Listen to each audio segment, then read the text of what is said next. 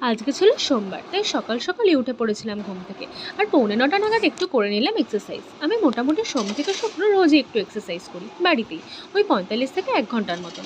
আর সকাল সকাল একটু এক্সারসাইজ করলে সারাদিন আর ল্যাকটা লাগে না, আর বেশ অ্যাক্টিভও লাগে। তারপর ব্রেকফাস্ট করে নিলাম।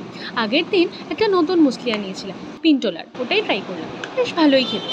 তারপর স্নান করে একেবারে বসে পড়লাম কাজে। তারপর কাজ করতে করতে খেয়ে নিলাম একটু পিয়ারা।